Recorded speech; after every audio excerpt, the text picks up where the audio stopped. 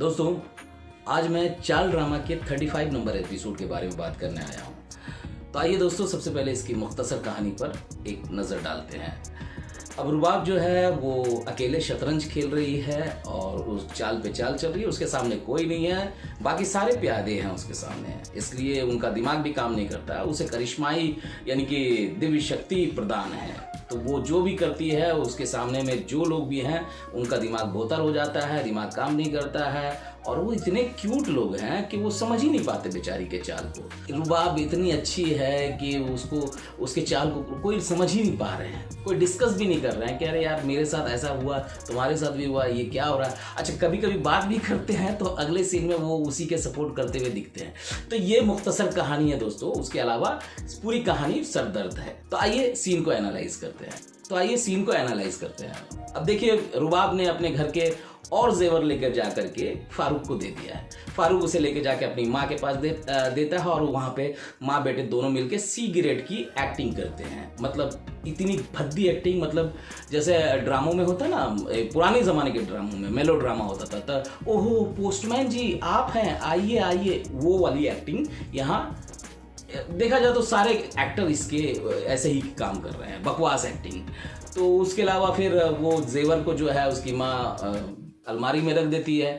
अब ये बात जो है उसकी बहन जो है, फारूक की बहन और उसके वालिद को पता चलता है। तो दोनों बाप बेटी उस जेवर को चोरी करने का प्लान करते हैं कि रात में हम लोग चोरी करेंगे और इसे लेके जाके हम सिकंदर साहब को सौंप देंगे। कितने प्यारे लोग हैं देखिए। अब ये दिमाग उनका काम नहीं करता कि इसकी इत्तला पुलिस को दे दी जाए, पुलिस आकर के उस जेवर को बरामद करे। नहीं, वो ये काम नहीं करेंगे। कभी कभी बोलते हैं कि हमें पुलिस को खबर कर देनी चाहिए या जो भी हो। और फाइनली बाप बेटी दोनों मिल करके उस जेवर को चुरा लेते हैं और उसकी फारूक की बहन अपने कमरे में उस जेवर को रखे हुए है और वो बहुत ही आराम से, इत्मीनान से रह रहे हैं। ये नहीं कि घर में अगर चोरी पकड़ी जाएगी तो इसके घर की तलाशी होगी। जब तक उसकी वालिदा को पता चलता है और वो इतने इत्मीनान से पैर पे पैर चढ़ा करके सोफे पे बैठी रहती है कि शायद फारूक लेके गया होगा, ये वो दिमाग में लगा रही है। फ़ोन भी कर रही है तो फारूक का फ़ोन नहीं लग रहा है, लेकिन हड़बड़ी नहीं है क्योंकि करोड़ों के मतलब जेवर हैं, लेकिन उसको फिक्र नहीं है कि फारूक ले गया होगा। अब जब फारूक आने वाला होता उससे पहले दिन के टाइम में दोनों बाप बेटी उस जेवर को लेकर के जाते हैं। कहाँ? सिकंदर के घर पे। उससे पहले समीर से ये लोग बात करते हैं कि भाई तुम्हारा बॉस है, उसको जेवर दे दो। बोलता है कि नहीं, मैं नहीं दूंगा क्योंकि मेरी नौकरी खतरे में आ जाएगी।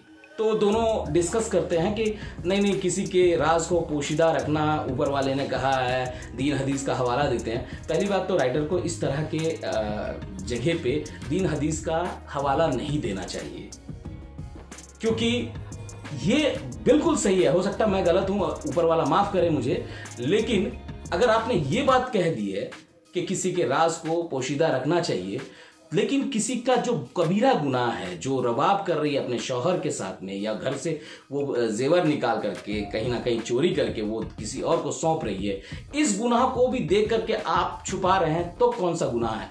आपने अपने लिए ये गढ़ दिया है ज़बरदस्ती का, क्योंकि आपको ट्रैक बढ़ाना है। अब देखिए, दोनों बाप बेटी जेवर चुरा करके सिकंदर के घर पे यानी कि उसके बंगलों पे पहुंचते हैं। वहां पर बाप जो है वो बाहर में है ऑटो लेकर के, बेटी सिर्फ बंगलों के अंदर जाती है और वहां पर गार्ड्स उसे रोकता है कि किससे मिलना है, तो सिकंदर साहब से मिलना है। वो गार्ड बोलता है नहीं मिल सकते, बाहर भगाता है। अरे भैया, कोई घर पे आया होगा, कोई भी आदमी आता है तो क्या ऐसे ही गार्ड्स भगा देते हैं? हो सकता जरूरी बात हो या कोई रिश्तेदार हो दूर का, आप उसे ऐसे ही भगा देंगे। लेकिन क्योंकि कहानी को खींचना है, ट्विस्ट डालना है, अब वहां पर सिकंदर नहीं है तो सिकंदर नहीं आता तो सबीन आ जाती है, जो बेचारी खुद मारी मारी फिर रही है, घर को छोड़ना पड़ गया, उसी को लाया राइटर ने। और वो फारूक की बहन जब सिकंदर को नहीं दे पाती है वो बैग, तो वो फुप्पो को दे देती है। अब फुप्पो तो भाई हो सकता है नेगेटिव भी हो, तो आपने कैसे दे दिया उसे जेवर? अब वो फुप्पो लेके जाकर के अंदर में अपने भाभी भैया को नहीं देती, सिकंदर को देती है। और सिकंदर बोलता है कि यहाँ पर कि भाई रुबाब ने तो कहा था कि भाई जेवर जो है लॉकर में, फिर उसकी गाड़ी की में फिर ये जेवर चोरी कैसे हो गई? भाई साहब, अक्ल की गोली खा लो, मेंटोस खा लो कम से कम।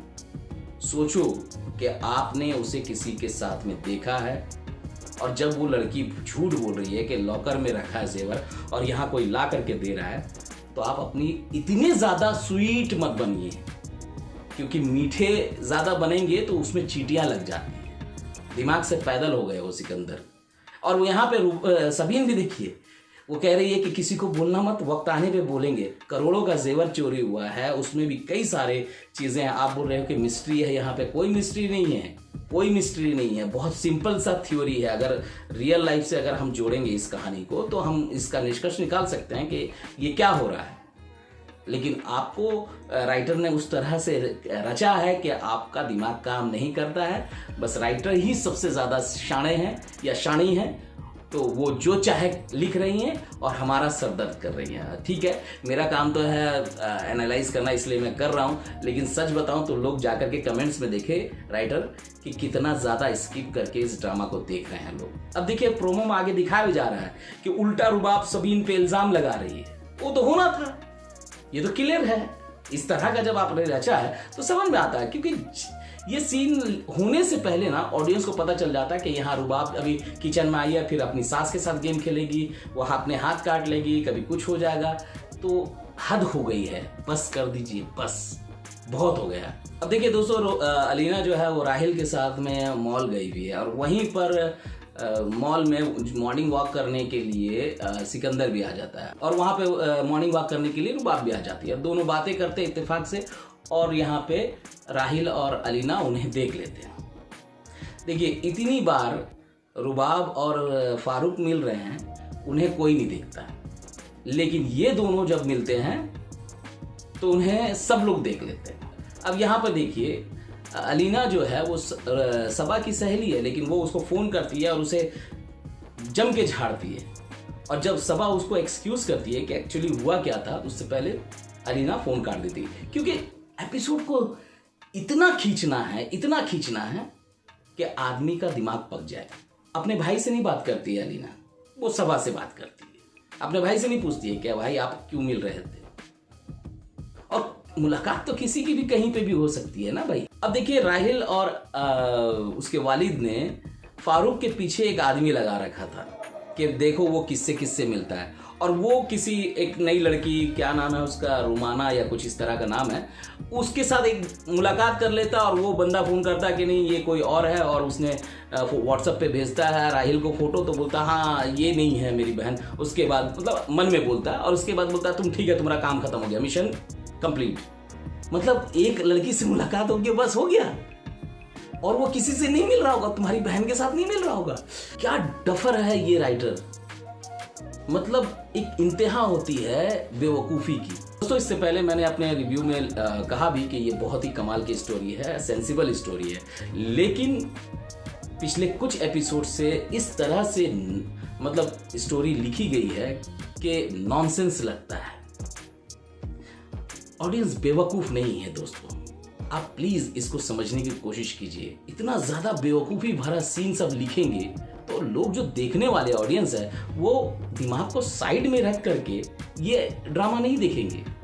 सर में दर्द होता है, रहम कर दीजिए। तो दोस्तों, यही बातें थी इस ड्रामा की, और इसी तरह की जो भी एपिसोड में बातें होंगी मैं लेकर आता रहूँगा। मेरे साथ बने रहिए। मैं मिलता हूँ आपको अगले वीडियो में, तब तक के लिए अलविदा दोस्तों, अपना ख्याल रखिए, लव यू ऑल।